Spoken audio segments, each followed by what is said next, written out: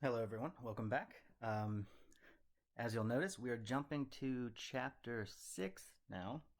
Due to the limitations of delivering the course materials this way, I do need to cut things down to what I think are essentials. And so our focus now is going to be the vector geometry part of linear algebra and vector geometry.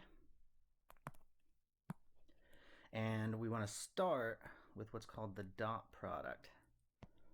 And so this is actually a pretty simple, abstract, algebraic operation that we've used many times so far and just didn't really call it out. I think I called it this in class when we started doing matrix multiplication. When you're multiplying matrices,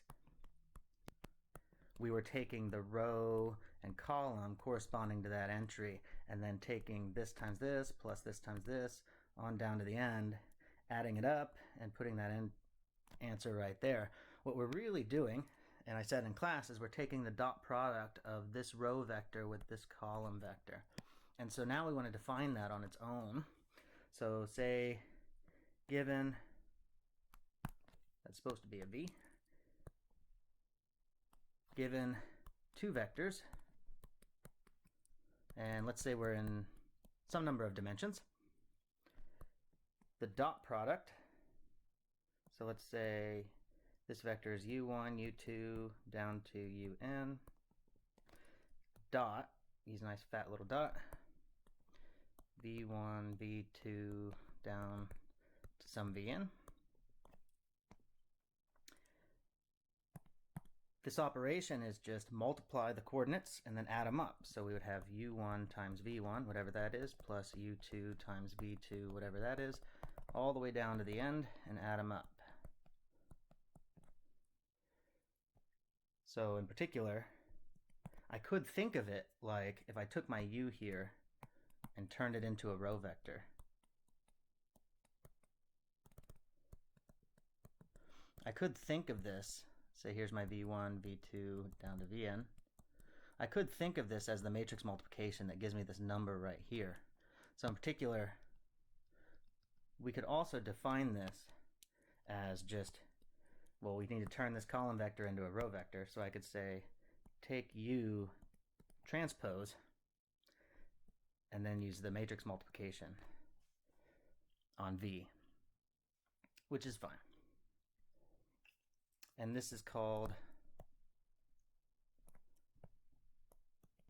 the dot product of those two vectors, or the inner product, if you want to be more general or more fancy. But I'll stick with the terminology dot product. The dot product does a lot of things for us. So first I want to look at the idea of the length of a vector. So length of some vector. So first let's look in two dimensions. So in, let's say, two dimensions. So I'm in the xy plane and I have some vector here. So we imagine it starting from the origin and ending up at some point, and I have the coordinates for it. And if I wanted to know the length of this vector, then what can I do? Well, I just look at its projection down on the x-axis, and this forms a right triangle. In particular, the length is just going to be this thing's x-coordinate. Remember Pythagorean theorem, a squared plus b squared equals c squared. Well, if I want to solve for that c, then I just take square root. So that means if I want this hypotenuse, that's going to be square root of, here's my a squared, so we'll have the u1 squared plus, and then we'll have this y coordinate here, which is our u2 squared. Now let's see if we can do that in 3 dimensions. So say you're in 3 dimensions, and we wanted the length of a vector. So now I have a z-axis. Let's say here's my y-axis, here's my x-axis, and I have some vector. So let's say here's my u. and I want the length of this thing.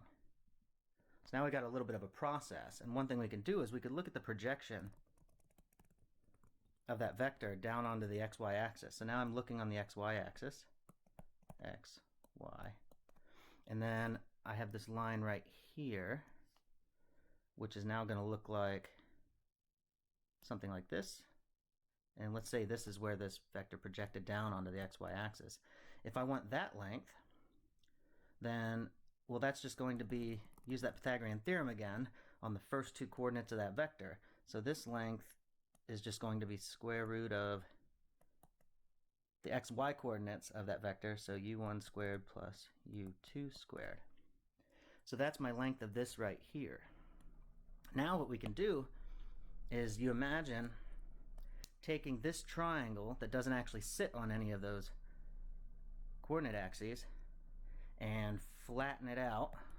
And so now we have a triangle that looks like this, where this bottom length that was along, some direction in the xy plane is still square root of u1 squared plus u2 squared.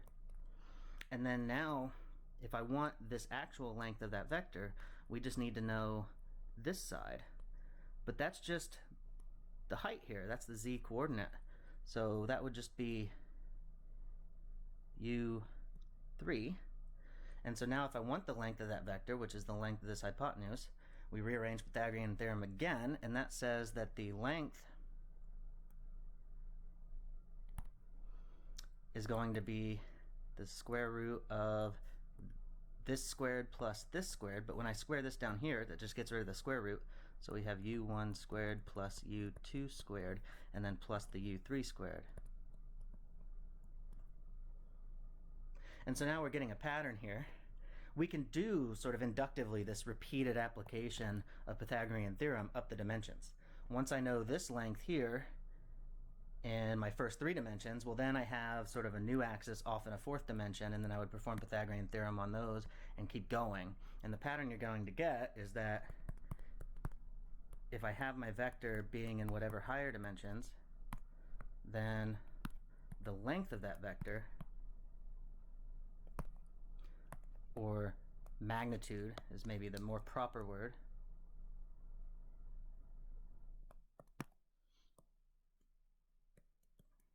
which we're going to denote with a double absolute value bar. So let's say magnitude of u is like this. And that's going to be given by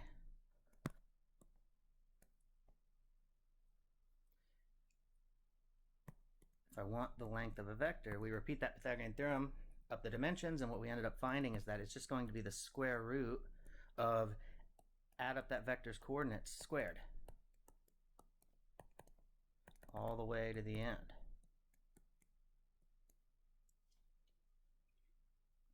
Now this gives us a nice thing about that dot product that we defined as well, because if I take a vector's coordinates and square them and then add them up, what am I really doing?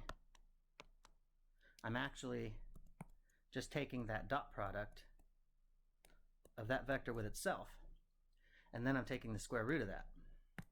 In particular,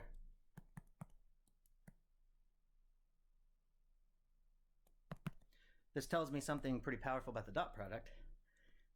If I take the dot product of a vector with itself, I'm getting the length of that vector, the geometric length, not the number of coordinates length, the actual magnitude of it, the geometric length. I'm getting the length of that vector squared. And so this is a very nice fact. Now, once we've seen lengths, I want to talk about angles, because it turns out this little simple abstract algebra operation of dot product says something very powerful geometrically about our two vectors. And so first I want to talk about what is angle between two vectors. How can I even talk about that?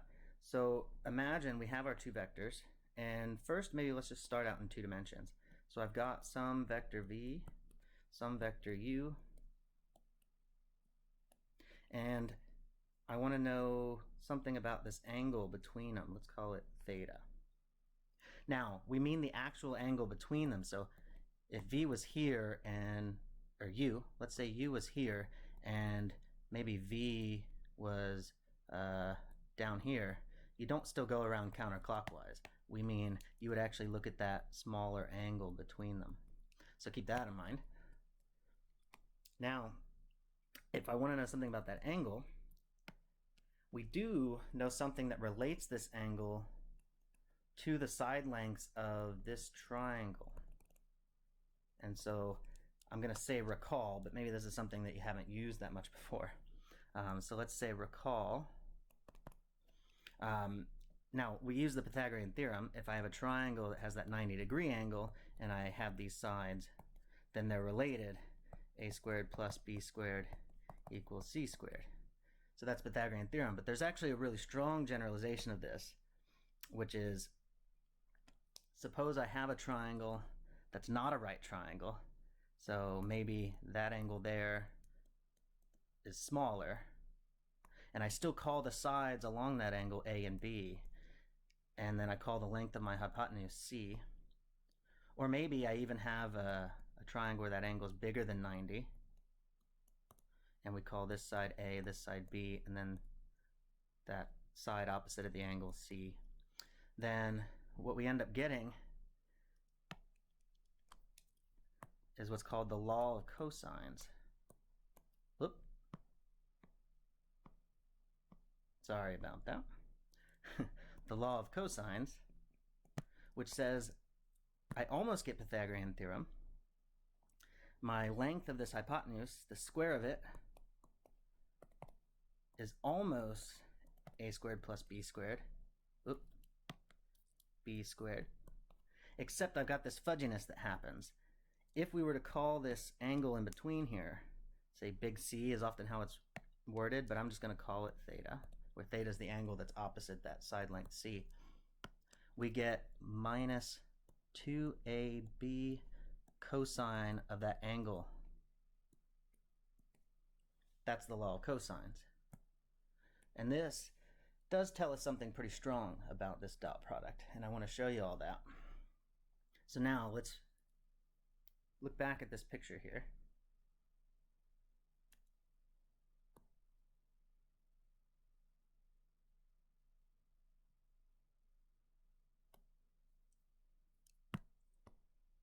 So I've got my two vectors, u and v, and I have this angle between them I want to know something about. And so I need to know which vector will sit along this side. So let's make a picture over here. Since we can do lengths of vectors nicely, we need a vector. Say here's that u again, and then here's that v again. We want to know what vector will attach these to make a triangle. Now notice if I took, say here's my u, if I took v, but instead, so say I take v here, but instead moved it negative v, whoop. Now when I add these head to tail, the vector I would get is this one right here from the origin. But this vector right here is exactly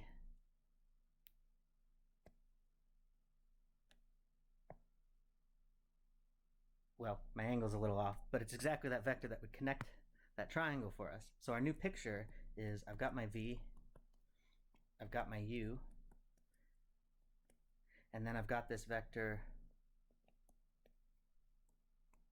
u minus v that'll connect that triangle, and then here's still my angle between those u and v vectors. And so now if I look at the lengths of those, so now if I look at the length of these, the length of this side is going to be the length of u, the length of this side is going to be the length of u minus v. Law of cosines is going to tell me, law of cosines is going to tell me that my length of u minus v squared is going to equal these two legs, the sides around that angle. So the length of u was the one side squared plus the length of v squared minus 2ab cosine c, except my ab here are length of u, length of v. So we're going to get minus 2 length of u, length of v, cosine of that angle between those vectors. Let me clean that up a little bit. Now, I'm going to pull a fast one here and say, let's solve for this right here. So we have this length of u times length of v, cosine of the angle between u and v. Now, if I added that over, I would need to divide off that 2, so we're going to have a half on this side after I divide off that 2. And then I needed to subtract this over to the right side. So we're going to have length of u squared plus length of v squared minus the length of u minus v squared. So we rearranged it and we got this. Now, we haven't done anything yet that involved what number of dimensions we were living in. Although talking about cosine of an angle may not make sense to you unless you're in 2 or 3 dimensions, right? So the angle between vectors doesn't necessarily make sense unless we're in 2 or 3 dimensions. So at this point, the argument was true whether I was in R2 or R3. So first, let's say we were in 2 dimensions, my vectors u and v. Then this side here is going to become 1/2. And now, what is the length of u squared? That's that dot product with itself. We just end up getting its coordinates each squared, right? u1, u1, u2, u2. In other words, I would get u1 squared plus u2 squared. And then same thing going on with the v here. I would get my plus length of v squared would become plus v1 squared plus v2 squared. And now we have a little bit of messiness with this u minus v squared here. So I'm going to have minus, and now the length of u minus v, remember the subtraction with vectors is happening coordinate-wise. So I'm going to look at the coordinates of u minus v. And so I would have u1 minus v1 would be the first coordinate of that vector. And we want the length squared, so it'll get squared. And then I'll have u2 minus v2. And then it'll get squared.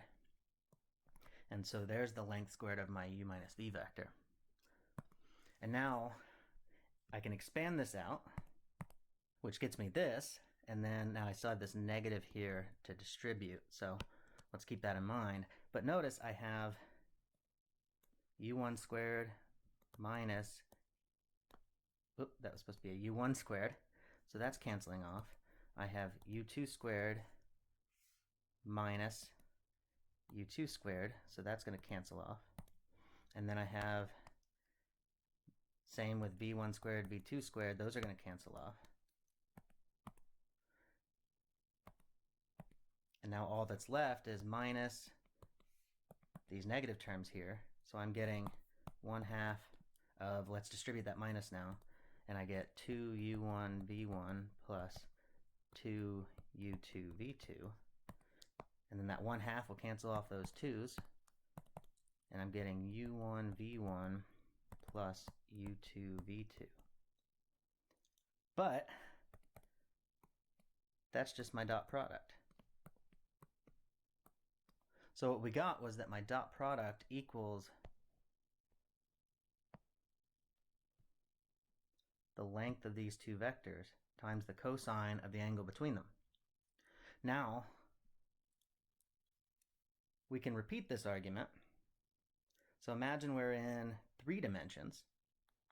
Then, if we're in 3 dimensions, so my u vector has 3 coordinates, my v vector has 3 coordinates, this still works out.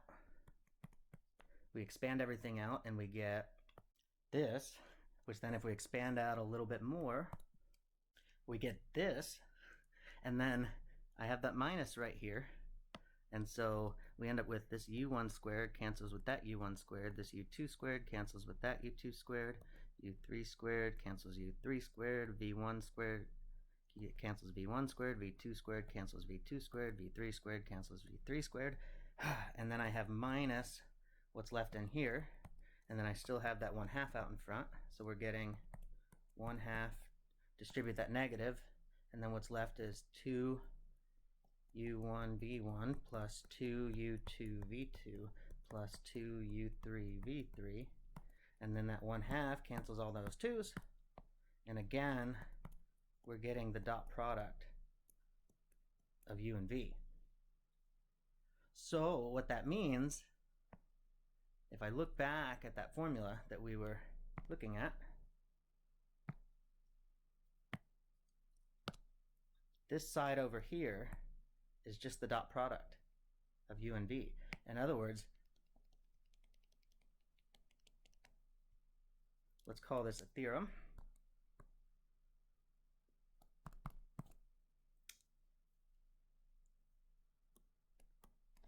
In 2 dimensions or 3 dimensions,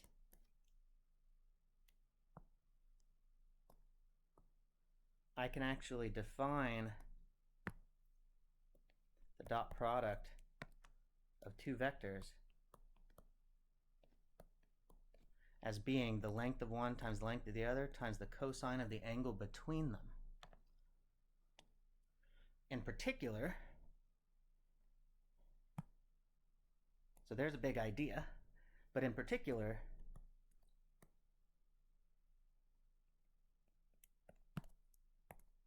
that angle between them is 90-degree angle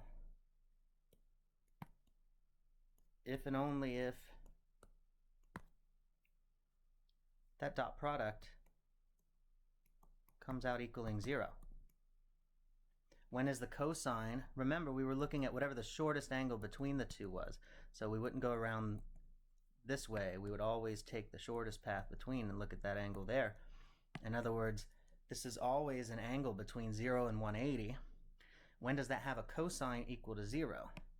If I'm looking at non-trivial vectors, non-zero vectors, so that I can actually talk about an angle between them, the only time this would be a 90-degree angle right here is that's when the cosine 0, which would make this dot product equal 0.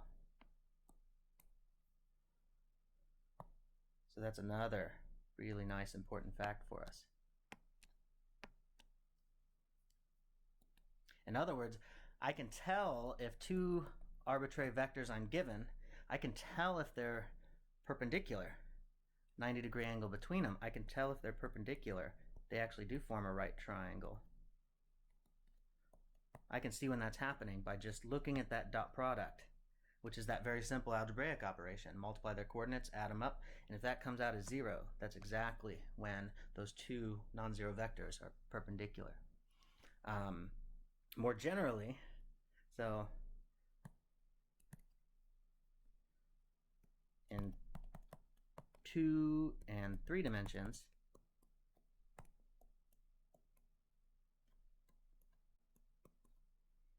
are perpendicular.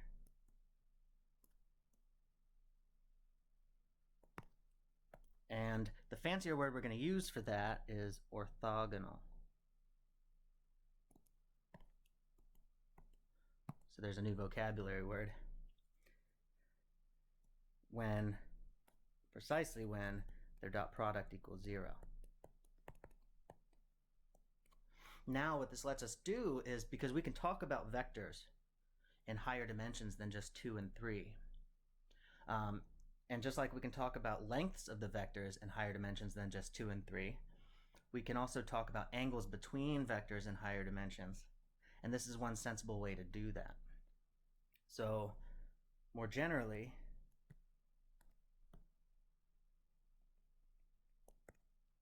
if I take 2 vectors, say u and v, in whatever dimensions,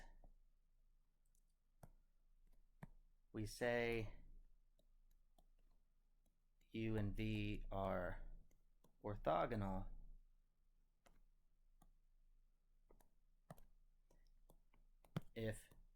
their dot product equals 0. So orthogonal just means perpendicular, but we're sort of generalizing because this geometric kind of visual notion of perpendicular that we have doesn't really work in higher than 2 or 3 dimensions. But because of this quite strange and fantastical connection between this simple algebraic dot product thing and angle between vectors, it turns out if I want to talk about angle between vectors in higher dimensions, using the dot product is really the way to go.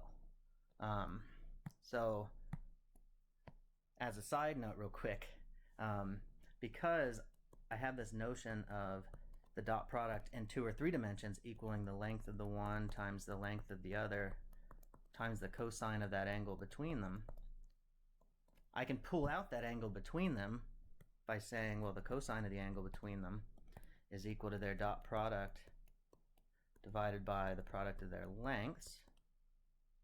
Just rearranging that around. And then just take the inverse cosine.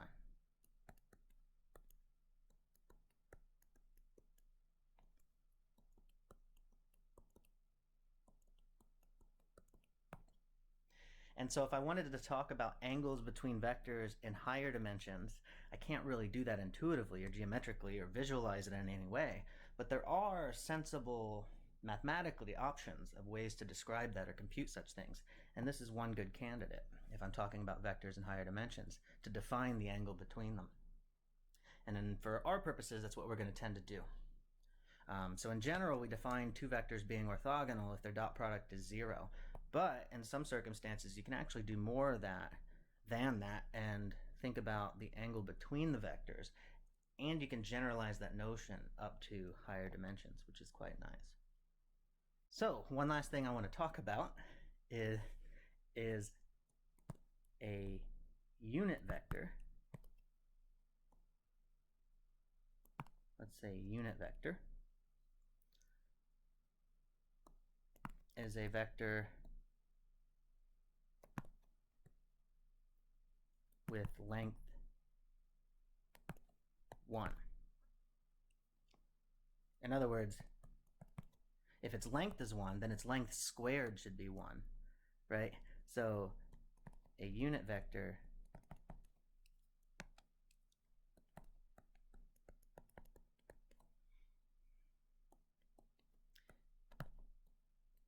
is such that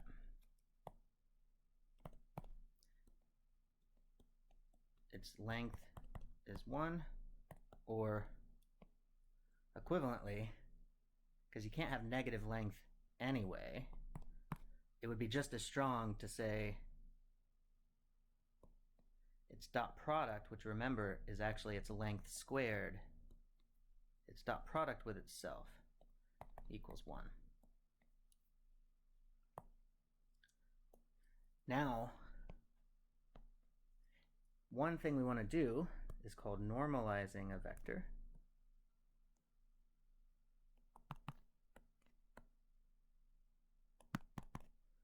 And to do that, that just means given a vector u, let's say this is u, given a vector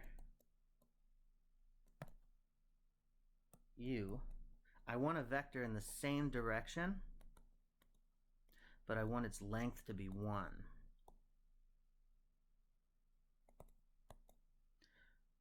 So all I need to do then is I want to scale that vector by 1 over its length.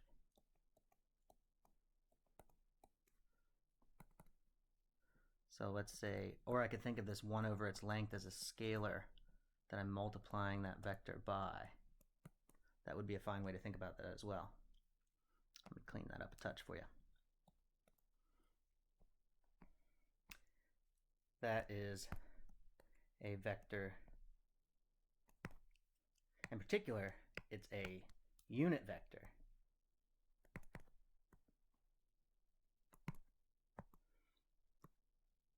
With the same direction. Remember, a vector is a magnitude and a direction. So now we have a vector that's magnitude 1 with the same direction as that original vector. And so that's another trick that'll become important as we start doing more and more geometric things over the next few sections. Our goal is to go through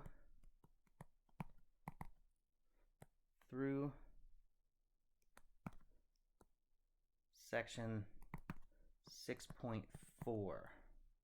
So I'm going to make some videos and we'll do 6.2, 6.3, and 6.4. And as long as we get through that pretty solidly, I think that'll be a good way to complete the course, just so you know. Anyway, I think that's a good place to stop for now. Thank y'all.